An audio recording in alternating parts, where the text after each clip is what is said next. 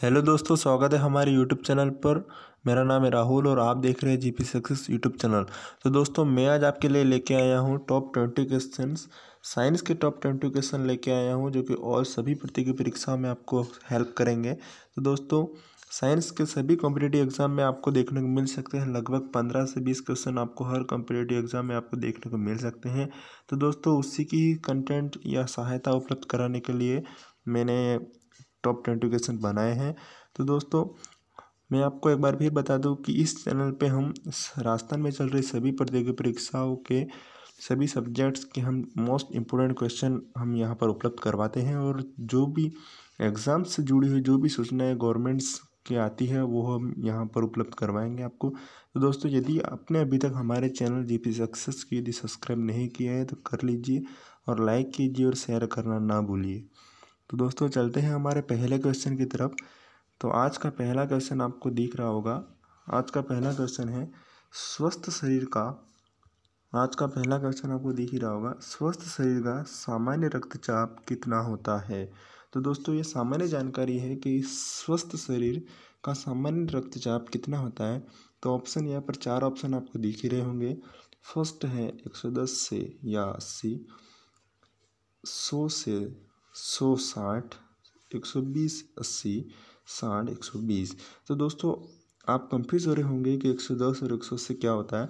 तो ये 110 है जो कि उच्च रक्तचाप का मान है, और 80 जो कि निम्न रक्तचाप का मान है। दोस्तों, आपको इस तरह से समझना है। तो दोस्तों, 110 उच्च रक्तचाप है और 80 निम्न रक्तचाप है। तो दोस्तों, इसका करेक्ट जो आंसर होगा वो होगा 120 से 80। मतलब 120 उच्च रक्तचाप का मान है और 80 निम्न रक्तचाप का मान है। दोस्तों, आपको समझ में आ गया होगा कि स्वस्थ शरीर का सामान्य रक्तचाप 120 उच्च रक्तचाप का मान होता है और 80 निम्न रक्तचाप का मान होता है। चलते हैं अगले क्वेश्चन की तरफ। अगला क्वेश्चन आपको दिख ही रहा होगा कि दे रखा है आयोडीन की कमी से कौन सा रोग होता है। तो दोस्तों, मैं आपको बता दूं कि ये कई बार वनडे एग्जाम में पूछा गया क्वेश्चन है कि आयोडीन की कमी से कौन सा रोग होता है। तो दोस्तों, आपको ध्यान रखना है कि ऑप्शन दे रखे हैं रतौंधी, रिकेट्स, सी पीलिया और डी घेगा। तो दोस्तों, आपको मोस्ट इम्पोर्टेंट क्वेश्चन आपको नोट कर लेना है। तो इसमें जो सही आंसर होगा वो होगा घेगा। आयोडीन की कमी से दोस्तों घेगा रोग होता है, ये आपको ध्यान रखना है। तो दोस्तों, चलते हैं हमारे तीसरे क्वेश्चन की तरफ। तीसरा क्वेश्चन कह रहा है कि नारू रोग का रोगजनक निम्न में से कौन सा होगा। क्या कह रहा है? नारू रोग का रोगजनक निम्न में से कौन सा होगा। तो ऑप्शन दे रखे हैं जीवाणु, कृमि, विषाणु, और जो नीचे दे रखा है दोस्तों प्रोटोजोआ। प्रोटोजोआ। तो दोस्तों, आपको ध्यान रखना है, क्वेश्चन आपको दिख नहीं रहा होगा। तो दोस्तों, इसमें जो सही आंसर होगा वो कृमि होगा। नारू रोग का जो रोगजनक होता है वो दोस्तों कृमि होता है, आपको ध्यान रखना है। क्या होता है? कृमि होता है। दोस्तों, चलते हैं अगले क्वेश्चन की तरफ। हमारे 3 क्वेश्चन अभी कंप्लीट हम कर चुके हैं। दोस्तों, यदि आपका साथ बना रहा तो हम 20 टॉप 20 क्वेश्चंस आप अपने साथ ले जाएंगे, और टॉप 20 क्वेश्चन मैंने ऐसे बनाए हैं जो कि वनडे एग्जाम में मोस्ट इम्पोर्टेंट भूमिका अदा करते हैं। दोस्तों, आज का चौथा क्वेश्चन है मदिरा का मुख्य घटक कौन सा होगा। तो मदिरा का मुख्य घटक ऑप्शन दे रखे हैं आपके सामने एथेनॉल, बी मेथेनॉल, सी मेथेनोइक, और डी ब्यूटेनॉल। तो दोस्तों, मदिरा का मुख्य घटक मतलब उसका जो सूत्र पूछ रहा है मदिरा का, वो होता है एथेनॉल। एथेनॉल क्या होता है? एथेनॉल का फॉर्मूला जो होता है C2H5OH। ये दोस्तों एथेनॉल का जो फॉर्मूला होता है, आपको ध्यान रखना है। कभी भी अगर एग्जाम में आ जाए कि मदिरा का जो मुख्य घटक कौन सा होता है, तो वो होगा एथेनॉल, जिसका सूत्र है C2H5 या OH, आपको ध्यान रखना है। तो दोस्तों, चलते हैं अगले क्वेश्चन। पांचवा क्वेश्चन हमारा होगा। पांचवा क्वेश्चन कह रहा है कि निम्न में से जो मांसाहारी होते हैं, निम्न में से जो मांसाहारी होते हैं जिसमें सर्वाधिक मांसाहारी पशुओं में दंत की बात कर रहे हैं, मतलब दांतों की बात कर रहे हैं, कौन से सर्वाधिक विकसित होते हैं। तो दोस्तों, ऑप्शन दे रखे हैं यहाँ, ए कृतक, बी रदनक और सी अग्रचौर्णक और डी चौर्णक। मतलब ये 4 प्रकार के दांत होते हैं दोस्तों। तो आपको समझना होगा कि जो मांसाहारी होते हैं जैसे शेर हैं, जो मांसाहारी होते हैं उनमें मतलब कौन से दांत विकसित होते हैं यूँ पूछ रहा है। तो दोस्तों यहाँ का सही आंसर है रदनक दांत विकसित होते हैं। मांसाहारियों में दोस्तों रदनक दांत विकसित होते हैं।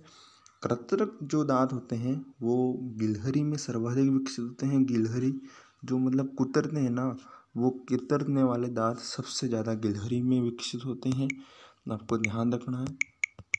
और जो हमारे मनुष्य में जो पाए जाते हैं दोस्तों, वो पाए जाते हैं ये दोनों दांत, चौर्णक और चौर्णक दांत, आपको ध्यान रखना है। चलते हैं अगले क्वेश्चन की तरफ दोस्तों। यहाँ पे कह रहा है कि एंजाइमों द्वारा सर्वाधिक भोजन पाचन की क्रिया कहाँ संपन्न होती है। मतलब जो एंजाइम्स होते हैं हमारे शरीर में जो कि भोजन पाचन करने की क्रिया को संपन्न करवाते हैं, वो सबसे क्रिया कहाँ संपन्न होती है। वो ऑप्शन दे रखे हैं आपके सामने, ए अग्रशुद्धांत, बी श्रुद्धांत, सी ग्रहणी और डी बृहदांत। दोस्तों 4 ऑप्शन दे रखे हैं। आप इस क्वेश्चन का जवाब कमेंट में करिएगा। आपका कमेंट का इंतजार रहेगा कि एंजाइमों द्वारा सर्वाधिक भोजन पाचन की क्रिया कहाँ संपन्न होती है। दोस्तों नीचे ऑप्शन दे रखा है, तो इसका आंसर है सी ग्रहणी होगा। ग्रहणी होगा इसका आंसर, क्योंकि एंजाइमों द्वारा सर्वाधिक भोजन पाचन की क्रिया कहाँ संपन्न होती है, तो वो होती है ग्रहणी में होती है। अगला क्वेश्चन चलते हैं दोस्तों। तो दोस्तों अगला जो क्वेश्चन दे रखा है वो है, इनमें से कौन लार ग्रंथि नहीं है। तो लार ग्रंथि कौन सी नहीं है, तो यहाँ पर आपको ऑप्शन देखना पड़ेगा। पहले ऑप्शन दे रखा है, ए कर्णपर्व, बी अधोजंभ, सी अधोजीभ और डी पीयूष ग्रंथि। तो दोस्तों अपन को देखते ही पता चल जाना चाहिए कि इनमें से कौन सा लार ग्रंथि नहीं है। लार ग्रंथि कौन सी नहीं है, ये आपका ऑप्शन जो हो जाएगा डी राइट हो जाएगा। क्यों डी राइट होगा, क्योंकि पीयूष ग्रंथि एक लार ग्रंथि नहीं है, बल्कि यह एक अंतःस्रावी ग्रंथि है। क्या है, अंतःस्रावी ग्रंथि है। पीयूष ग्रंथि एक अंतःस्रावी ग्रंथि, आपको ध्यान रखना है। दोस्तों चलते हैं अगले क्वेश्चन की तरफ। निम्न में से कौन सा एंजाइम अग्नाशय द्वारा स्रावित नहीं होता है। तो दोस्तों आपको मोस्ट इम्पोर्टेंट ध्यान देने योग्य बात यह है कि यहाँ पर दे रखा है नहीं देता है। कई स्टूडेंट्स क्या करते हैं कि देता है और नहीं देता है, उनमें कंफ्यूजन हो जाते हैं और एग्ज़ाम में गलत ऑप्शन टिक करके आप आ जाते हैं। घर पे आके आपको पता चलता है कि मैंने जो है वो कर दिया था और नहीं दे रखा था। दोस्तों ऐसे क्वेश्चन पे आपको ध्यान जरूर देना है। तो इसमें जो ऑप्शन दे रखे हैं, ए एमाइलेज, बी ट्रिप्सिन, सी रेनिन और डी लाइपेज। क्वेश्चन पूछा है कि कौन सा एंजाइम अग्नाशय द्वारा स्रावित नहीं होता। इनमें से 3 एंजाइम अग्नाशय द्वारा स्रावित होते हैं और एक नहीं होता है दोस्तों। तो इसका राइट जो आंसर है रेनिन है, ये अग्नाशय द्वारा स्रावित नहीं होता है, बल्कि ये जो तीनों हैं वो अग्नाशय द्वारा स्रावित होते हैं। चलते हैं अगला क्वेश्चन। अब तक हमने 8 क्वेश्चन पूरे कर लिए हैं।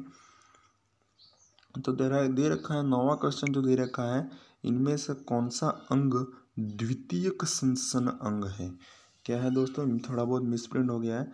द्वितीयक श्वसन अंग है, द्वितीयक श्वसन अंग है ये पूछ रहा है। तो दोस्तों ए मुख, बी नासिका मतलब नाक, सी नासग्रसनी और डी स्वर यंत्र। तो दोस्तों हमको पता ही है कि जो प्राथमिक श्वसन अंग होता है वो नासिका होती है, ये होता है, ये तो प्राथमिक श्वसन अंग होता है। लेकिन जो क्वेश्चन में पूछा है वो द्वितीयक श्वसन अंग के बारे में पूछा है। तो हमें ध्यान रखना है कि हमारा जो मुख होता है वो द्वितीयक श्वसन अंग है। यहाँ पे हमारा 90 का एक क्वेश्चन हमारा राइट हो जाएगा। चलते हैं अगले क्वेश्चन की तरफ। तो यहाँ पे कह रहा है कि रुधिर का द्रव्य भाग कहलाता है। अब रुधिर है उसमें एक तो द्रव भाग पाया जाता है और एक आरबीसी, डब्ल्यूबीसी और बिंबाणु पाए जाते हैं। आपको जनरली सामान्य जानकारी आपको होगी। दोस्तों आपको ध्यान रखना है, यहाँ पर ऑप्शन दे रखा है, ए सीरम, यहाँ पर दे रखा है ए सीरम, ए सीरम, बी लसिका, सी और प्लाज्मा और डी इनमें से कोई नहीं। तो दोस्तों आपको ध्यान रखना है कि रुधिर का द्रव्य भाग क्या कहलाता है, यूँ पूछा है यहाँ।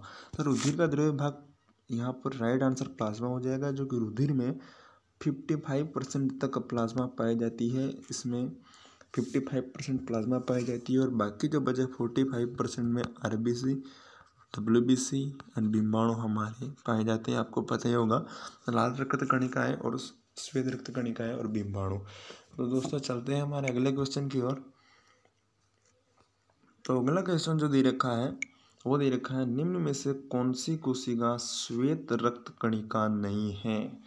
नहीं है वाले आपको क्वेश्चन बहुत बड़े ध्यान रखने पड़ेंगे। तो यहाँ पर जो ऑप्शन दे रखे हैं उनमें है पहला बी लिम्फोसाइट, बी दे रखा है बिम्बाणु, सी दे रखा है आपको बेसिफिल और डी दे रखा है मोनोसाइट्स। तो यहाँ पर आपको ध्यान रखना है कि जो श्वेत रक्त कणिका नहीं है यूँ पूछा है, अगर है तो यूँ पूछा तो उसका ऑप्शन अगर उसका जो उत्तर होता वो अलग होता, और यहाँ पर नहीं पूछा है तो हमको पता है बिम्बाणु एक श्वेत रक्त कणिका नहीं होती है। और इनमें से जो बी लिम्फोसाइट, बेसिफिल और मोनोसाइट्स ये सभी श्वेत रक्त कणिकाएँ हैं, आपको ध्यान रखनी है। और सबसे बड़ी जो डब्ल्यूबीसी की बात करें तो ये मोनोसाइट्स है। आपको जनरली आपको ध्यान में रखना है, पूछ सकता है एग्जामिनर। तो दोस्तों चलते हैं अगले क्वेश्चन की ओर। मनुष्य में किस प्रकार का परिसंचरण तंत्र पाया जाता है। आपको ध्यान रखना है कि मनुष्य में किस प्रकार का परिसंचरण तंत्र पाया जाता है। तो ये तो जनरली आपको सामान्य जानकारी है साइंस की, तो आपको ध्यान रखना है कि यहाँ पर ऑप्शन दे रखे हैं, ए खुला, बी बंद, सी दोहरा और डी नॉन मतलब कोई नहीं। तो यहाँ पर आपको ध्यान रखना होगा कि जो हमारे में खुला परिसंचरण तंत्र नहीं पाया जाता, क्योंकि धमनी शिरा हमारे शरीर में अंदर पाई जाती है। तो हमारे शरीर में जो पाया जाता है, जो बंद परिसंचरण पाया जाता है दोस्तों, कौन सा परिसंचरण पाया जाता है, बंद परिसंचरण तंत्र पाया जाता है। तो चलते हैं दोस्तों अगले क्वेश्चन की ओर। हमारा जो 13वां क्वेश्चन है वो कह रहा है कि परिसंचरण के दौरान रक्त हृदय से कितनी बार गुजरता है। परिसंचरण के दौरान रक्त हृदय से कितनी बार गुजरता है। दोस्तों ऑप्शन दे रखे हैं, ए 1, बी 3 बार, सी 2 बार, डी 4 बार। तो दोस्तों इसका आंसर हो जाएगा हमारा सी 2 बार गुजरेगा, क्योंकि 2 बार गुजरेगा तो आपको पता ही होगा कि रक्त हमारा ऐसा होता है, रक्त की तरफ जो अंगों से रक्त की तरफ जो ब्लड लाया जाता है वो शिराओं द्वारा लाया जाता है, और धमनी करती है, जो कि धमनी जो हृदय से रक्त अंगों तक रक्त ले जाती है वो धमनी का कार्य होता है, आपको ध्यान रखना है। दोस्तों अगला क्वेश्चन जो हमारा है 14वें क्वेश्चन में आपको बोल रहा है कि मनुष्य के हृदय के कितने कक्ष होते हैं। मनुष्य के हृदय के कितने कक्ष होते हैं आपको ध्यान रखना है। तो मनुष्य के जो हृदय है उसके 4 कक्ष होते हैं। ये बहुत बार पूछा गया क्वेश्चन है कि मनुष्य के हृदय के कितने कक्ष होते हैं। 4 होते हैं, दायालीन, दायानीलय, बायालीन और बायानीलय, ये आपको ध्यान रखना है। तो चलते हैं अगले क्वेश्चन की तरफ। 15 क्वेश्चन जो हमारा है दोस्तों, 15 क्वेश्चन जो हमारा है वो है, कह रहा है कि मनुष्य मुख्य रूप से किसका उत्सर्जन करता है, मतलब किसका उत्सर्जन करता है। तो आपको ऑप्शन दे रखे हैं यहाँ पर, ए अमोनिया, बी यूरिक अम्ल, सी यूरिया या डी सभी का करता है, मतलब अमोनिया, यूरिक अम्ल और यूरिया तीनों का करता है। तो दोस्तों ये आपको सामान्य जानकारी होनी चाहिए कि मनुष्य जो होता है जो हमेशा ही यूरिया का उत्सर्जन करता है, न कि यूरिक अम्ल, न ही अमोनिया का। तो दोस्तों आपको पता ध्यान रखना है कि मनुष्य हमेशा यूरिया का उत्सर्जन करता है। 16वां क्वेश्चन जो हमारा है वो क्वेश्चन कह रहा है कि निम्न में से कौन सा एक नर लिंग हार्मोन है। तो ऑप्शन दे रखे, ए एस्ट्रोजन, बी प्रोजेस्टेरॉन, सी टेस्टोस्टेरॉन और डी कोई नहीं।